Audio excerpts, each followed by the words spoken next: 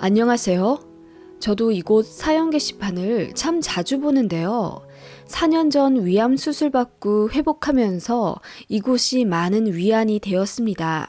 당시 건강도 건강이지만 시댁 때문에 너무 큰 스트레스를 받아 저도 이곳에 올려보고는 싶었지만 누군가 알아볼까봐 차마 쓰진 못했는데 시간이 많이 지나 이제는 용기 내어 한번 써봅니다. 제가 너무 심했는지 궁금하기도 하고요. 저는 현재 시댁과 연락하지 않고 있습니다. 시어머니랑 쌍욕 주고받고 대판 싸운 이후로 사실상 절연 상태죠. 어떻게 시모랑 그렇게까지 심하게 싸우게 됐냐고요? 앞서 저희 시모에 대해 간단하게 설명할게요. 저희 시모랑은 결혼 초부터 크고 작은 트러블이 많았습니다. 며느리만 셋인 저희 시댁인데 동서들 사이를 이간질하며 누가 더 시댁에 잘하나 묘하게 경쟁시키는 그런 분이었습니다. 큼지막한 사건으로는 새로 들어온 막내 며느리가 시부모님 들이라며 굴비를 보냈는데 니들은 뭐하냐. 막내 며느리가 말하기를 손윗 동서들한테 배울 점이 없다더라 어쩌고 저쩌고 해서 첫째, 둘째 며느리가 막내 동서에게 화가 나서 물어보면 그런 말 한 적은커녕 심지어 굴비도 아닌 그냥 멸치 한 박스 보냈던 거더라고요. 뭐 첫째 며느리 연봉이 1,500만 원이나 올랐다 어쩐다 하며 다른 며느리들 기 죽여놓곤 나중에 확인해보면 전혀 사실이 아닌 뒤늦게 진실을 알게 된 며느리들이 시모에게 항의하자 시모는 모르쇠로 일관하며 착각했다고 하며 도리어 며느리들이 시어머니 잡는다며 피해자이신 척 하더라고요. 지금 생각해보면 약간 소시오패스 끼가 있는 분이 아닐까 싶은데요. 아무튼 이런 일들이 비일비재했습니다. 시어머니 때문에 결혼 초반 서로 미묘하게 사이 안 좋았던 며느리들은 모든 오해를 풀고 나중엔 똘똘 뭉쳐서 끈끈해졌어요. 그래서 셋째 며느리가 들어온 지 2년 좀 지나서부터 시어머니에게 역공격 작전을 펼치기 시작했죠. 어머님, 우리 막내 동서가 그런 말 한 적 없다고 하는데 왜 또 거짓말이세요? 아니, 거짓말이라니. 내가 나이가 먹어서 깜빡깜빡한다. 좀 헷갈릴 수도 있는 거지. 거짓말했다고 몰아가는 게냐? 어머님, 깜빡깜빡 하시다뇨. 벌써부터 그러시니 걱정이네요. 병원이라도 알아봐 드릴까요? 아무래도 뇌검사를 좀 받아보셔야겠어요. 뇌검사? 치매라는 거냐? 니들 진짜 웃긴다.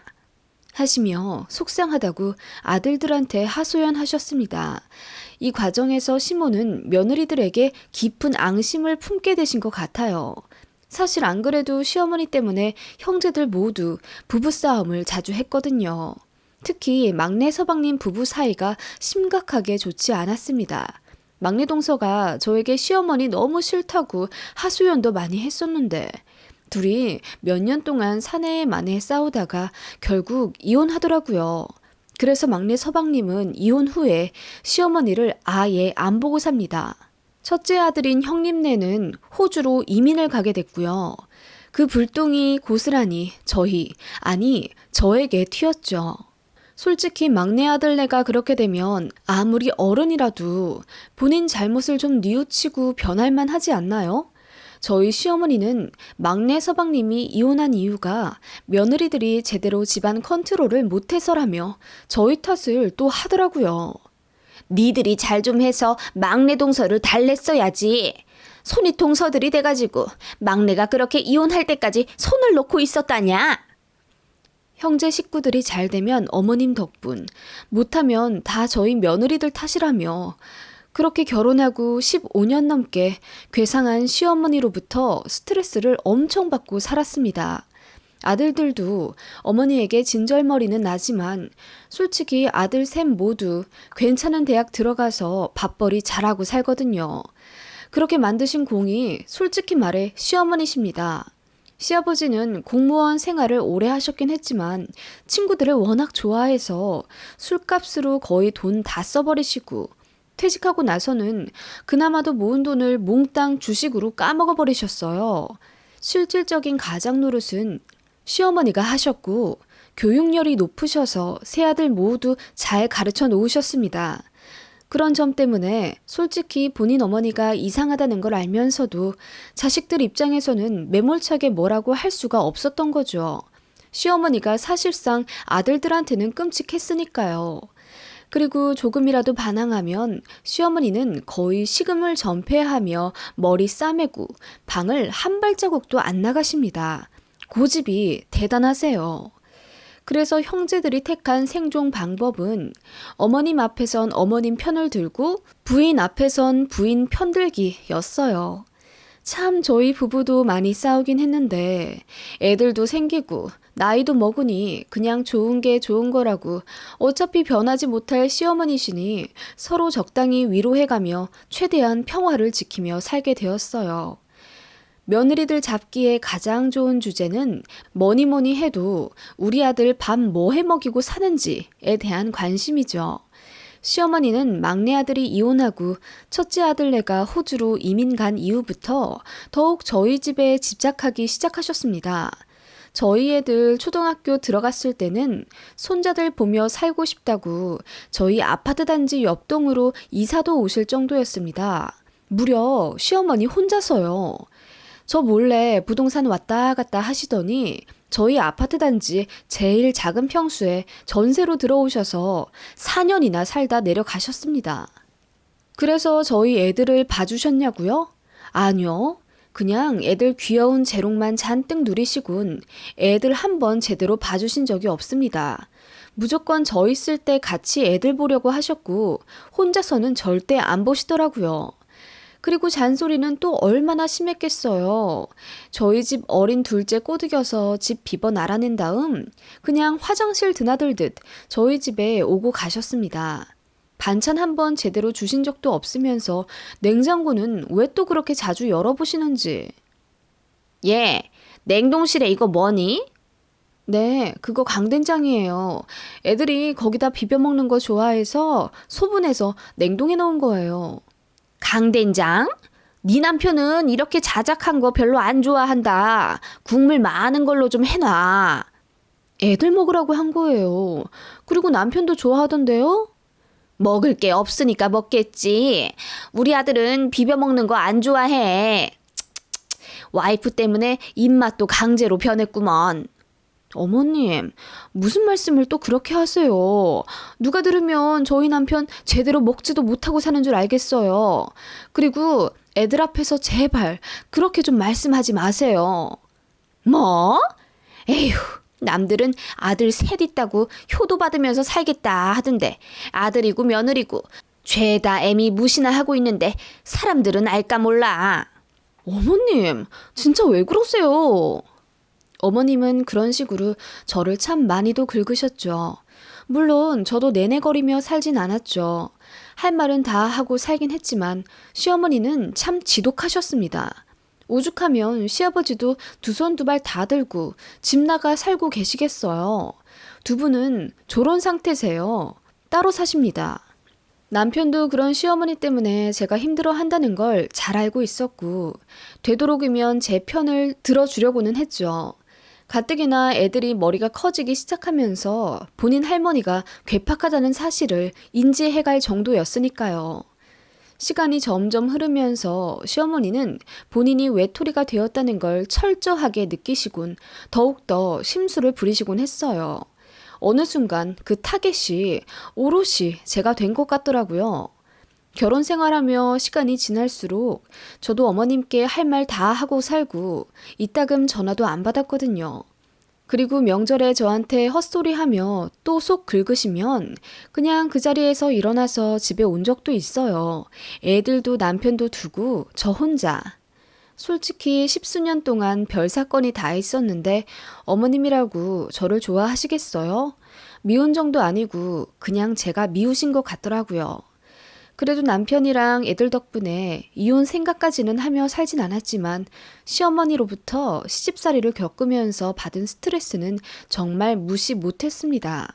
그러던 어느 날 심한 복통으로 병원에 가게 되었고 평소처럼 그냥 위염이려니 하고 약만 받고 가려다가 어떻게 하다 보니 위 내시경까지 받게 되었습니다. 그 결과 위암 진단을 받게 되었죠.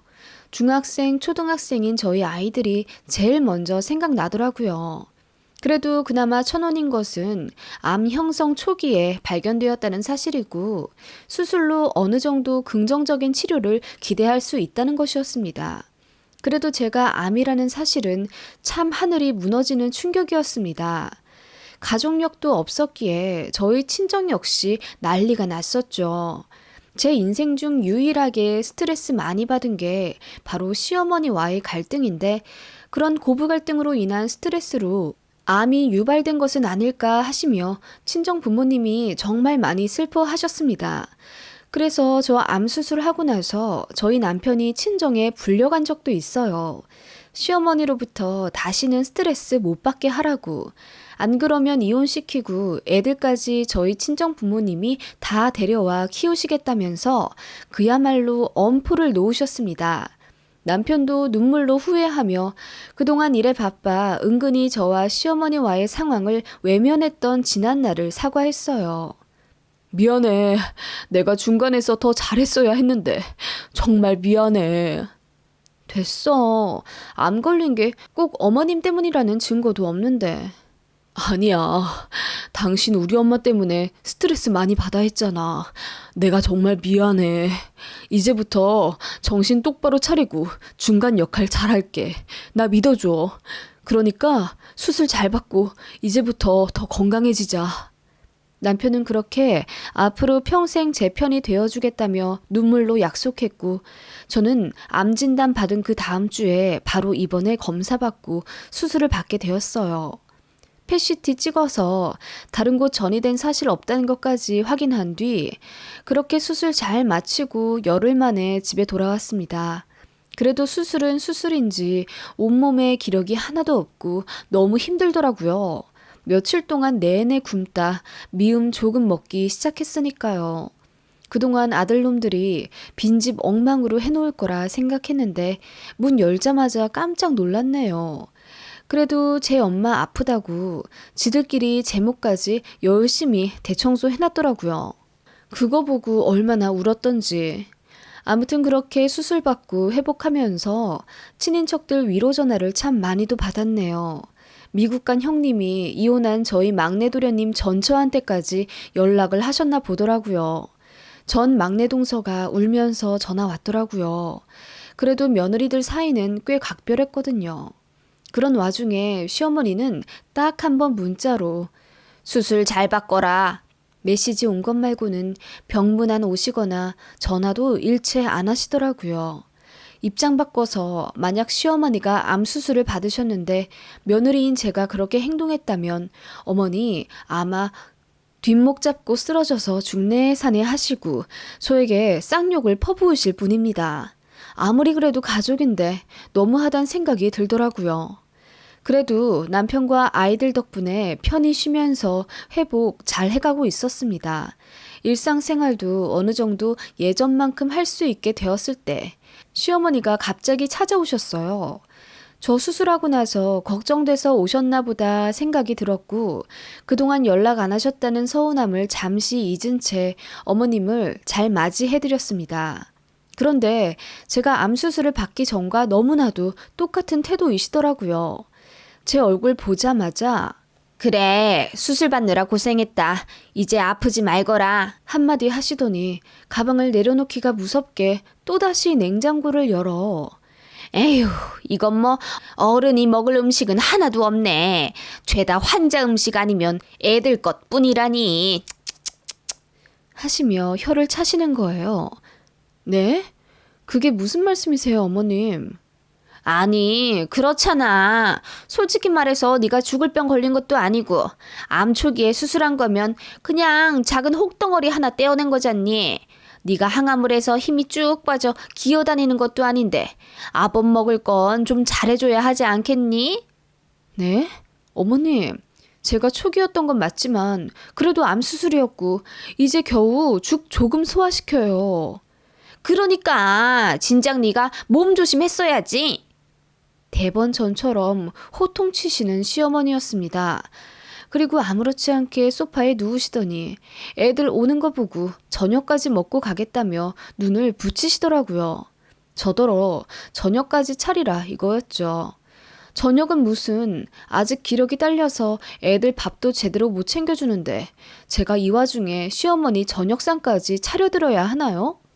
그냥 문 쾅 닫고 안방 들어가 누웠습니다. 거실에서 뭐라 궁시렁거리시는 소리가 들리면서 현관문 크게 닫히는 소리가 들리더라고요. 나가셨더라고요.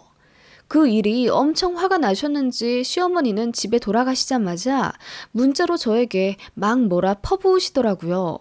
아프다고 시애미도 안 보이는 싸가지 없는 며느리라면서 집에 돌아오는 길에 얼마나 울었는지 앞이 안 보여서 넘어졌고 무릎에 피가 철철 난다 어쩌고 저쩌고.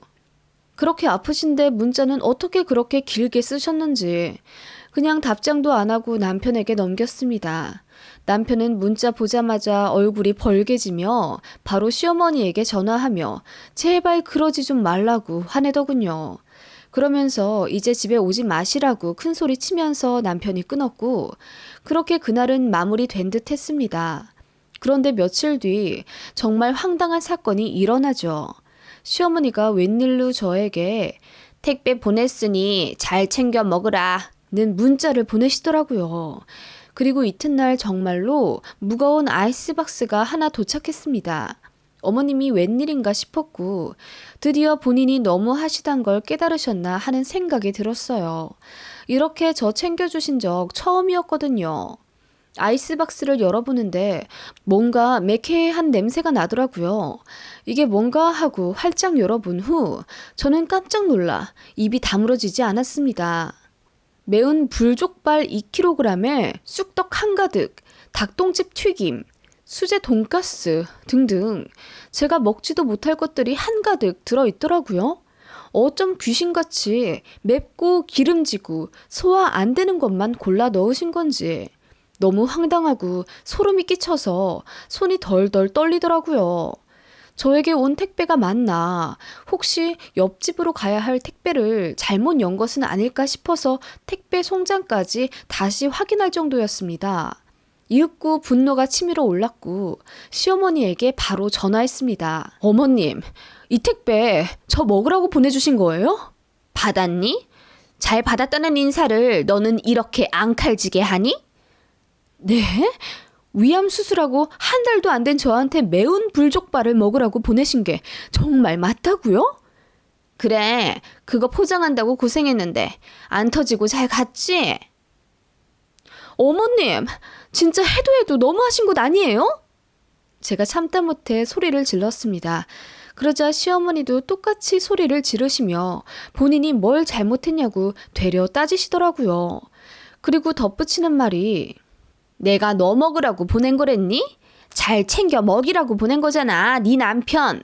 우리 아들 스트레스 받을 때 꼭 맵고 짠 거 먹으면서 푸는데 너 간호한다고 맛도 없는 맹맹한 밥 먹는 게 안쓰럽지도 않아? 그래서 내가 좀 챙겨 먹이라고 보냈다. 야, 너는 네 남편이 잘 챙겨주잖아. 그래서 난 내 아들 챙긴다. 왜? 그 말에 제가 어머님이 보내신 문자를 다시 확인했어요. 네, 어머님 말대로 잘 챙겨 먹어라가 아니라 잘 챙겨 먹여라 였더라고요. 제가 잘못 본 거였더라고요. 더 열받았습니다. 미음에서 죽으로 넘어간 지 얼마 되지도 않아 아직 기력도 없는 제가 남편 간호받으며 편히 있는 게 그렇게 눈꼴 시려우셨던 걸까요? 워낙 전적이 화려한 시어머니라 그런지 저 엿먹이라고 일부러 보낸 게 확실하다는 생각이 들었습니다. 어머님, 이딴 택배 보내니 즐거우세요? 뭐? 이딴 택배? 남도 이렇게는 안 하겠어요. 네? 아니, 이번 기회에 그냥 남 하시는 거 어떠세요? 뭐? 인연이 보자 하니까 네 천박한 친정에서 그렇게 가르치디? 어? 어떻게 시애미한테 그렇게 말을 처하고 지랄이야? 뭐라고요? 그래, 우리 친정에서 가르쳤다. 인간 같지도 않은 것한테 인간 취급하지 말라고 우리 현명한 친정엄마가 늘 하신 말씀이다. 왜? 뭐? 인연이 미쳤나? 미쳐서 지랄하는 건 당신이야. 왜? 또 아들한테 전화해서 울고불고 며느리 때문에 못 살겠다 엉엉 울어보셔. 당신 아들 이제 눈도 꿈쩍 안 할걸? 뭐? 이게 암 걸렸다고 아주 상전납셨네. 내가 우리 아들한테 전화해서 너랑 당장 이혼하라고 해야겠다 아주. 그래요. 남편 오면 내가 물어보죠 뭐. 이 불족발이랑 저 둘 중에 하나 고르라고 해야겠어요. 남편이 어머님 선택하면 남품 반품하고 나를 선택하면 이 쓰레기 같은 불족발 바로 어머님한테 반품할게요. 제가 그렇게 전화를 끊어버렸어요. 결혼하고 처음으로 어머님한테 이렇게 질러본 거였거든요. 상상만 하던 일인데 진짜로 이렇게 내질러버리니 속이 다 시원하더라고요. 10몇 년 동안 쌓였던 게 확 내려가는 기분이더라고요. 그날 남편한테 제가 택배 보여주니 남편이 소스라치게 놀라며 본인 엄마지만 진짜 미쳤다고 하더라고요. 그러더니 시어머니한테 전화해서 있는 소리 없는 소리 다 질러가며 다신 연락하지 말라고 연 끊는다고 하더군요.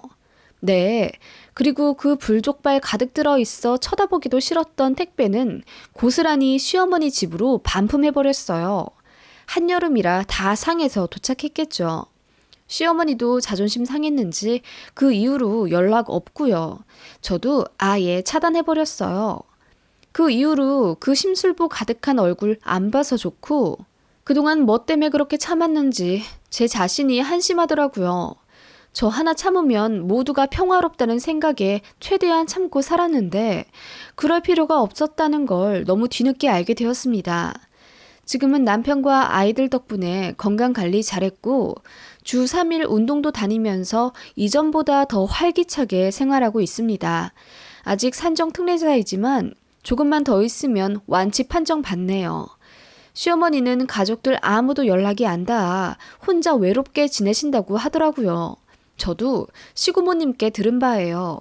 저더러 좀 가보라고 말씀하신 게 아니라 시고모님도 시어머니한테 당하신 게 많아서 꼬시다는 뉘앙스로 저에게 전해주신 거고요. 아무튼 이런 일이 있었습니다. 집집마다 사연 하나씩은 다 있다지만 저희 집이 좀 스펙타클한 것 같기도 하네요.